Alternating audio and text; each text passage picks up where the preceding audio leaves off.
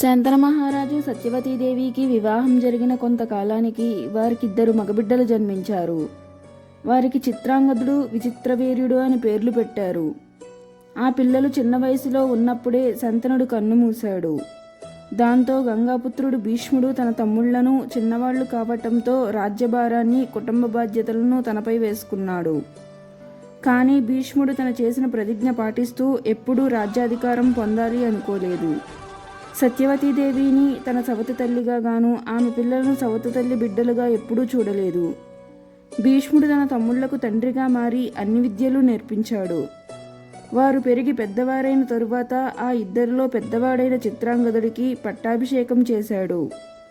కానీ చిత్రాంగదుడు అహంకారి కావడంతో తన పేరే కలిగిన చిత్రాంగదుడు అనే గంధర్వులతో ద్వంద్వయుద్ధం చేసి మరణించాడు. చిత్రాంగదుడు మరణించడంతో భీష్ముడు సత్యవతీదేవి రెండో కుమారుడైన విచిత్రవీరుడిని హస్తినాపురానికి యువరాజుని చేశాడు.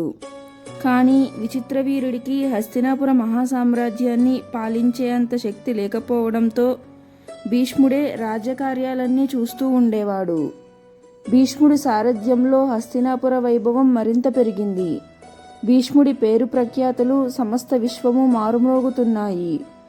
అదే సమయంలో కాశీరాజు తన ముగ్గురు కుమార్తెలు అయిన అంబా, అంబిక, అంబాలికలకు స్వయంవరం ఏర్పాటు చేశాడు. ఆ ముగ్గురు కన్యలు అత్యంత సౌందర్యవంతులు. వారిని వివాహం చేసుకోవడం కోసం స్వయంవరానికి అనేక మంది రాజులు తరలివచ్చారు. ఆ విషయం తెలుసుకున్న సత్యవతీదేవి విచిత్రవీరిని కోసం ఆ కన్యలను గెలిచి తీసుకురమ్మని భీష్ముడిని పంపించింది. భీష్ముడు బయలుదేరి కాశీరాజ్యం చేరుకుని స్వయంవరంలోకి ప్రవేశించాడు. భీష్ముడు ఆ ముగ్గురు కన్యలను తన రథం ఎక్కించుకొని, ఈ ముగ్గురు కన్యలను నా తమ్ముడు విచిత్రవీరునికిచ్చి క్షత్రియ వివాహం చేయాలనుకుంటున్నాను. మీలో ఎవరికైనా నన్ను ఎదిరించే శక్తి ఉంటే యుద్ధానికి రమ్మనడంతో స్వయంవరానికి వచ్చిన సమస్త విశ్వంలోని రాజులంతా ఒకవైపు, భీష్ముడు ఒక్కడే ఒకవైపు ఉన్నారు. వారందరూ భీష్ముడి మీదకు బాణాలు వేస్తున్నారు. అవన్నీ ఒకేసారి కుప్పలు కుప్పలుగా వస్తున్నాయి. భీష్ముడప్పుడు ఒక మంత్రం జపించి తన వెంటినారిని గట్టిగా పట్టుకొని ఒక బాణం వేయగా అది రెండుగా చీలి 2 రంధ్రాలు ఏర్పడ్డాయి. ఆ రాజులంతా వేసిన బాణాలు ఒక రంధ్రంలో ప్రవేశించి రెండో రంధ్రం ద్వారా వెళ్ళి వేసిన వారికే తగిలాయి.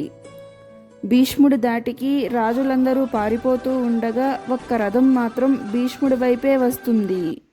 అది ఎవరో కాదు, సాల్వ మహారాజు. అసలు ఆ సాల్వ మహారాజు ఎవరు? భీష్ముడి దాటికి రాజులందరూ పారిపోతూ ఉంటే సాల్వుడు మాత్రం ఎందుకు భీష్ముడితో యుద్ధానికి వచ్చాడు? ఆ కన్యలకు సాల్వ మహారాజుకి ఉన్న సంబంధం ఏమిటి అనే విషయాలన్నీ నెక్స్ట్ వీడియోలో మనం తెలుసుకుందాం. ఈ వీడియో మీకు నచ్చినట్లయితే లైక్ చేయండి అండ్ మరిన్ని ఆధ్యాత్మిక విషయాల కోసం మన ఛానల్ని సబ్స్క్రైబ్ చేసుకోండి.